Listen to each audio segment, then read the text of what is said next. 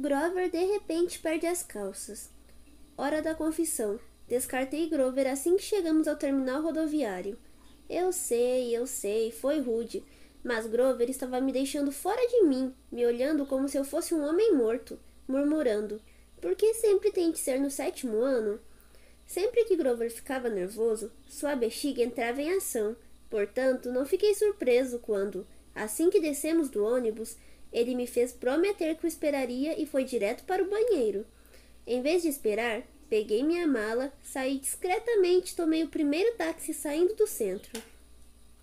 104 Leste com Primeira Avenida, disse ao motorista. Uma palavra sobre a minha mãe, antes que você a conheça.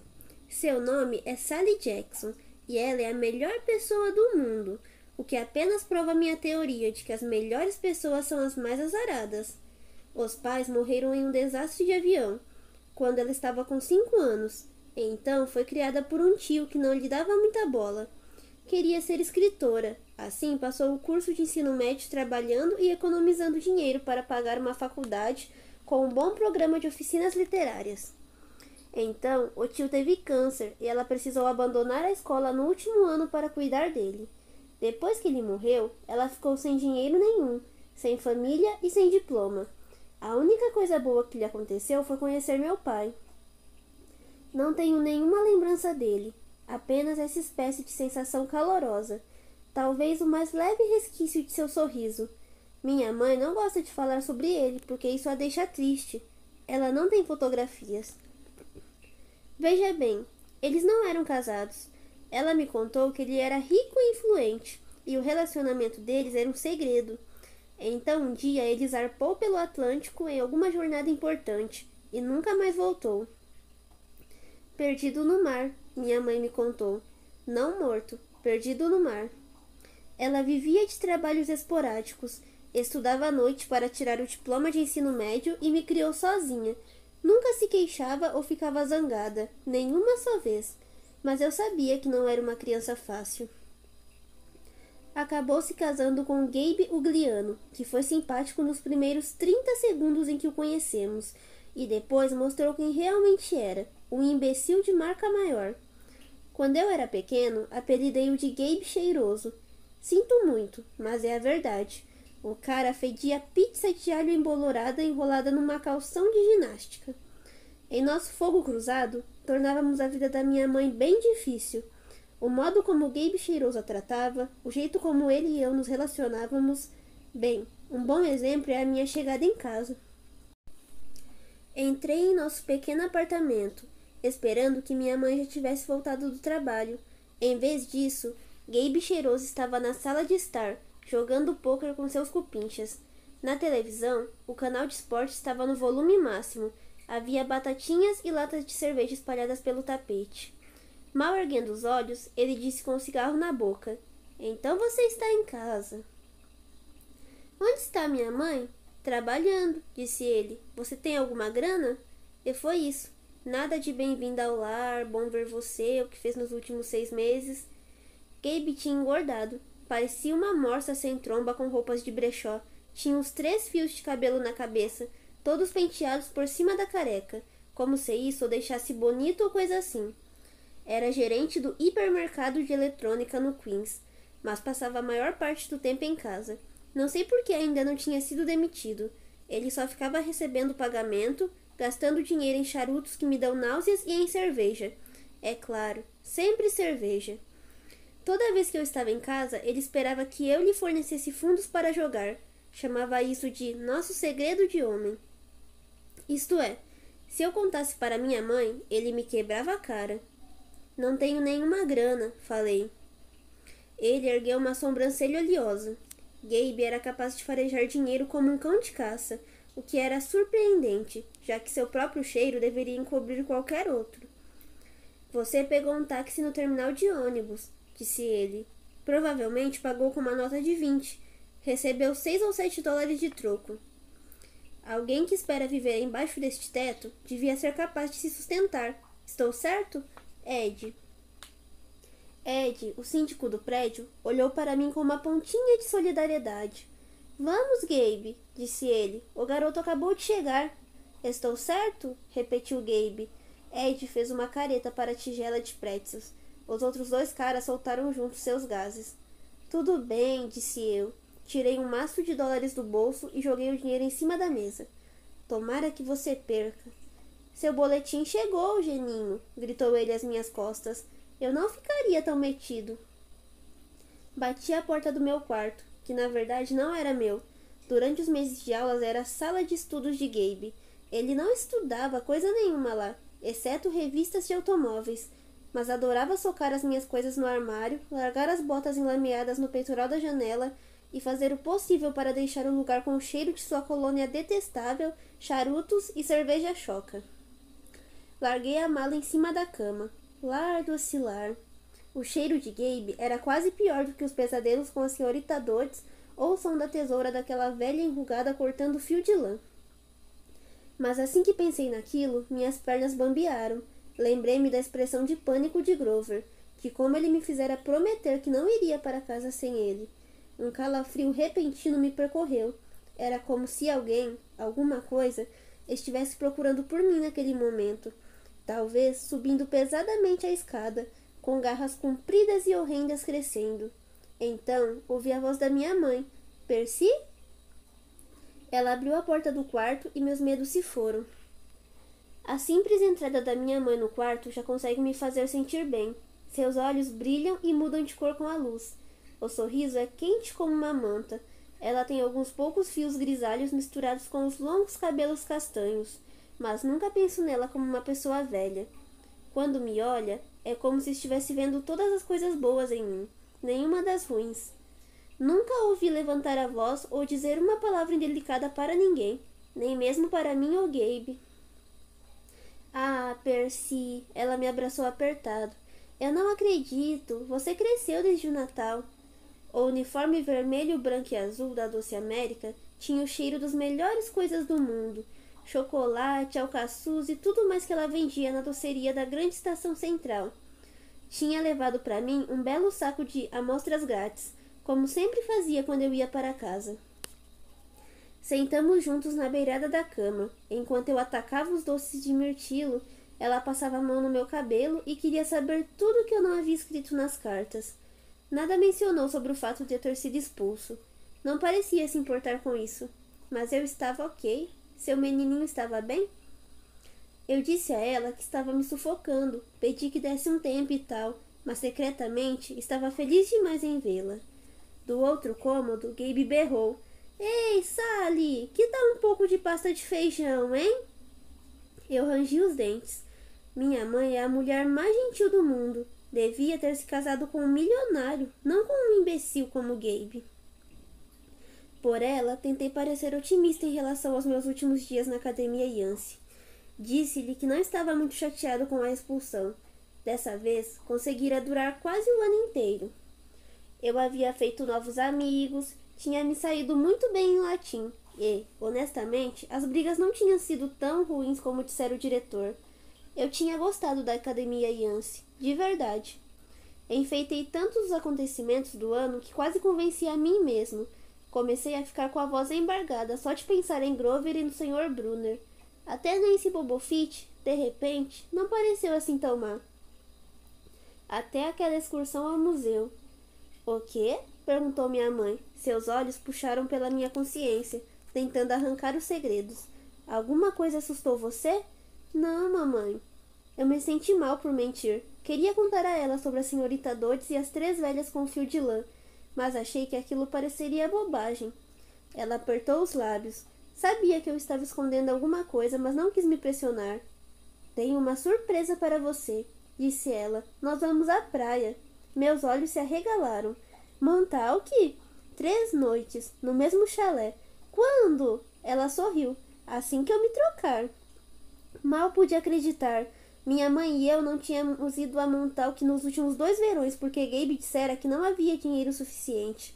Gabe apareceu no vão da porta e rosnou. Pasta de feijão, Sally, você não ouviu? Tive vontade de dar-lhe um soco, mas meus olhos encontraram os da minha mãe e entendi que ela estava me oferecendo um acordo. Ser gentil com Gabe só um pouquinho, só até ela estar pronta para ir para Montauk. Então sairíamos dali. Eu já estava a caminho, meu bem, disse ela a Gabe. Estávamos só conversando sobre a viagem. Os olhos de Gabe se apertaram. A viagem? Você quer dizer que estava falando disso a sério? Eu sabia, murmurei. Ele não vai deixar a gente ir. É claro que vai, disse minha mãe calmamente. Seu padrasto só está preocupado com o dinheiro. É tudo. Além disso, acrescentou, Gabriel não terá de se contentar com pasta de feijão. Vou fazer para ele uma pasta de 7 camadas, suficiente para todo fim de semana. Guacamole, creme azedo, serviço completo. Gabe amanciou um pouco. Então esse dinheiro para a viagem vai sair do seu orçamento para a roupa, certo? Sim, meu bem, disse minha mãe. E você não vai com meu carro para lugar nenhum, só vai usar na ida e na volta. Seremos muito cuidadosos. Gabe coçou seu queixo duplo. Talvez se você andar logo com essa pasta de 7 camadas... E talvez se o garoto pedir desculpas por interromper meu jogo de pôquer... Talvez se eu chutar você no seu ponto sensível, pensei, e fizer você cantar com voz de soprano por uma semana... Mas os olhos da minha mãe me advertiram para não deixá-lo zangado. Por que ela aturava aquele cara? Eu quis gritar. Por que ela se importava com o que ele pensava? Desculpe, murmurei. Sinto muito por ter interrompido seu importantíssimo jogo de pôquer. Por favor, volte a ele agora mesmo. Os olhos de Gabe se estreitaram. O cérebro minúsculo provavelmente estava tentando detectar o sarcasmo na minha frase. Está bem, seja lá o que for, convenceu-se, e voltou para o jogo. Obrigada, Percy, disse minha mãe. Depois que chegarmos a Montauk, vamos conversar mais sobre o que quer que você tenha esquecido de me contar, certo? Por um momento, pensei ter visto ansiedade nos olhos dela, o mesmo medo que vira em Grover na viagem de ônibus, como se minha mãe também estivesse sentindo um estranho calafrio no ar. Mas então o sorriso dela voltou e concluí que devia estar enganado. Ela despenteou meu cabelo e foi fazer a pasta de 7 camadas para Gabe. Uma hora depois estávamos prontos para partir. Gabe interrompeu o jogo de pôquer por tempo suficiente para me observar arrastando as malas da minha mãe para o carro. Ficou se queixando e se lamentando por ficar sem a comida dela. E mais importante, sem seu Camaro 78, durante todo o fim de semana. Nenhum arranhão nesse carro, geninho, advertiu-me, quando eu estava carregando a última mala. Nem um arranhãozinho. Como se eu fosse dirigir aos 12 anos. Mas isso não importava para Gabe.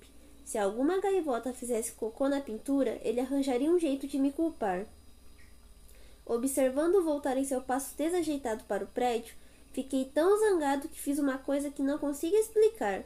Quando Gabe chegou à porta de entrada, fiz um gesto com a mão que tinha visto Grover fazer no ônibus, uma espécie de gesto para afastar o mal. A mão engarra sobre o coração e depois um movimento de empurrar na direção de Gabe. A porta de tela bateu tão forte que o acertou no traseiro e o mandou voando até a escada, como se tivesse sido disparado por um canhão. Talvez tenha sido apenas o vento ou algum acidente maluco com as dobradiças, mas não fiquei lá tempo suficiente para descobrir. Entrei no Camaro e disse para minha mãe pisar fundo. Nosso chalé alugado ficava na margem sul, lá na ponta de Long Island. Era uma pequena cabana de cor clara com cortinas desbotadas, quase enterrada nas dunas. Havia sempre areia nos lençóis e aranhas nos armários, e na maior parte do tempo o mar estava gelado demais para nadar. Eu adorava o lugar. Íamos para lá desde que eu era bebê. Minha mãe ia ainda havia mais tempo. Ela nunca disse exatamente, mas eu sabia porque a praia era especial. Era o lugar onde conhecera meu pai. À medida que nos aproximávamos de Montauk, ela parecia ir ficando mais jovens. Os anos de preocupação e trabalho desaparecendo do rosto. Os olhos ficavam da cor do mar. Chegamos lá ao pôr do sol. Abrimos todas as janelas do chalé e passamos por nossa rotina de limpeza. Caminhamos pela praia, demos salgadinhos de milho às gaivotas e mascamos jujubas azuis, caramelos azuis e todas as outras amostras grátis que minha mãe levara do trabalho. Acho que eu devia explicar a comida azul. Veja bem, Gabe uma vez disse à minha mãe que isso não existia.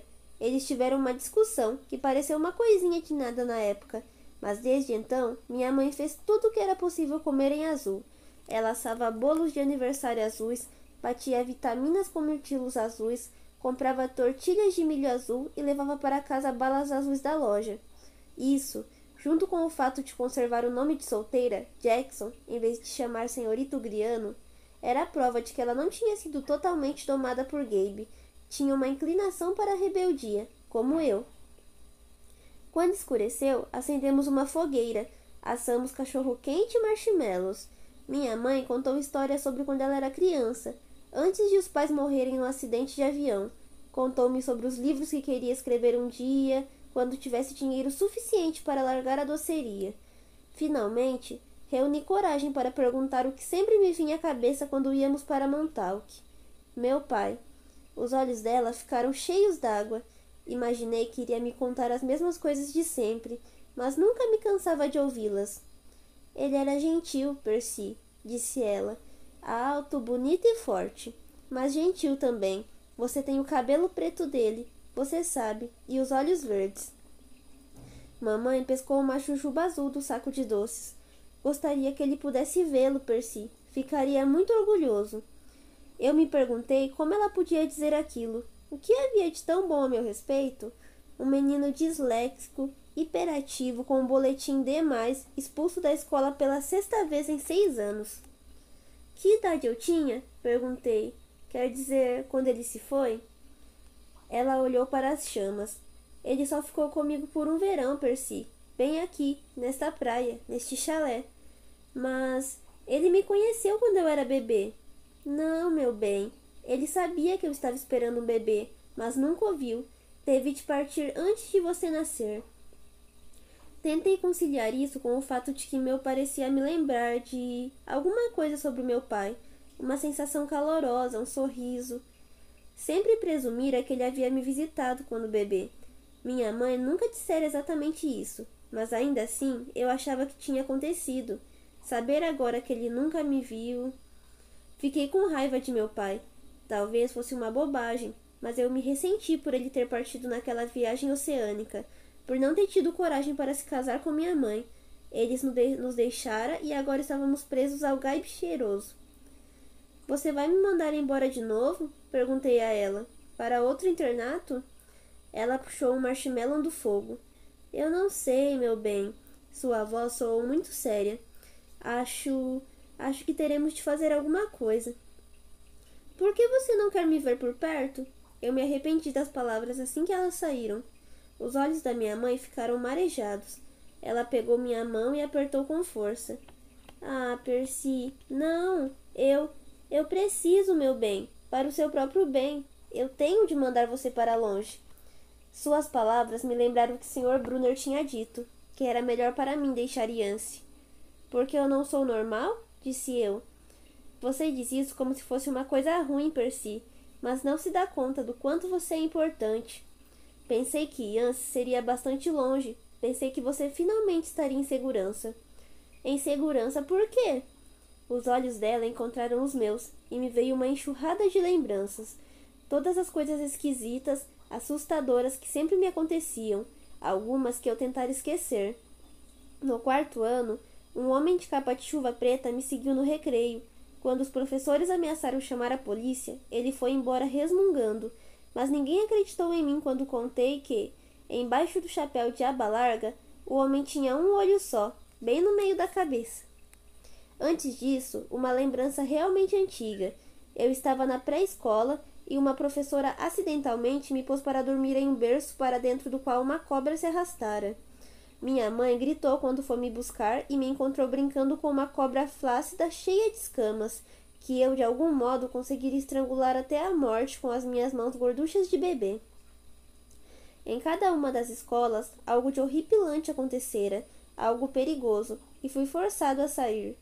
Eu sabia que devia contar à minha mãe sobre as velhas da banca de frutas e a senhora Dodds, no Museu de Arte, sobre a estranha alucinação em que eu havia transformado a professora de matemática em pó com uma espada, mas não consegui me forçar a contar.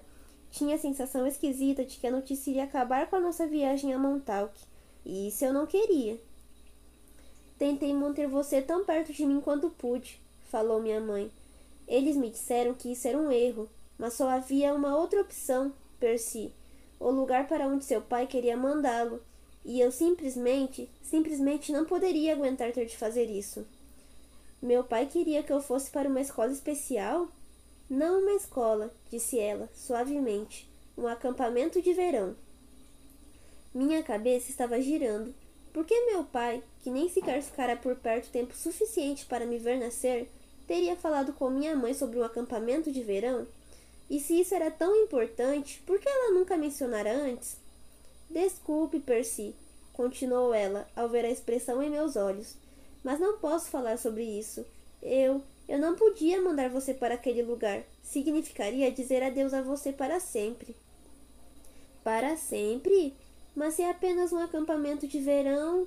Ela se voltou para o fogo, e eu percebi pela sua expressão que se fizesse mais perguntas ela começaria a chorar.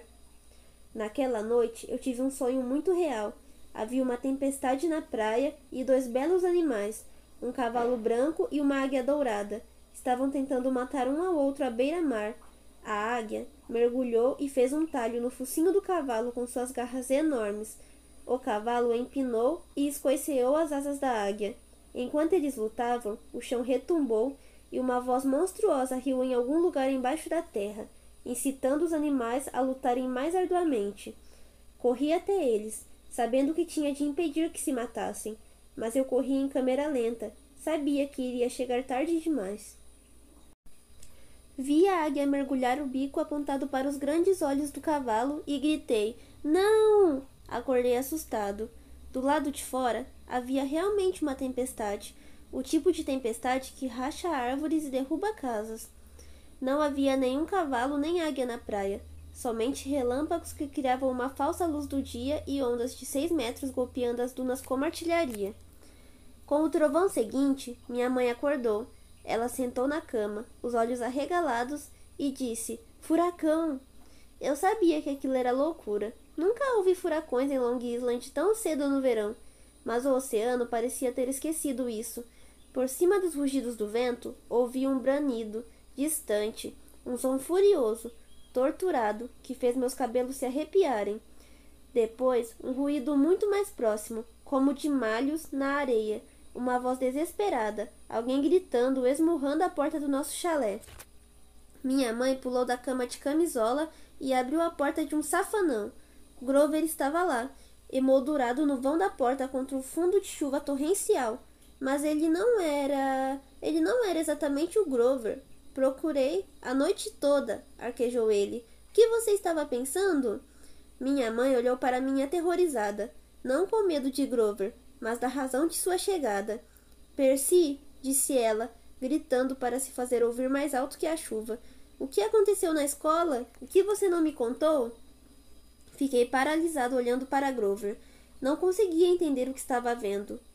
"Ose eu caia loiteoi!" gritou ele. "Está bem atrás de mim. Você não contou a ela?" Eu estava chocado demais para registrar que ele acabara de praguejar em grego antigo, e eu tinha entendido perfeitamente. Estava chocado demais para me perguntar como Grover chegara ali sozinho no meio da noite, porque Grover não estava usando calças, e onde deveriam estar as pernas dele? Onde deveriam estar as pernas dele? Minha mãe olhou para mim com expressão severa e falou em um tom que jamais usara antes. "Percy, conte-me agora!" Eu gaguejei algo sobre velhas senhoras na banca de frutas e a senhorita Dodds, e a minha mãe ficou olhando para mim, o rosto mortalmente pálido, aos clarões dos relâmpagos. Ela agarrou sua bolsa, jogou para mim minha capa de chuva e disse: "Vão para o carro, vocês dois, vão!" Grover correu para o Camaro, mas ele não estava exatamente correndo, estava trotando, sacudindo seu traseiro peludo, e de repente sua história sobre um distúrbio muscular nas pernas fez sentido para mim.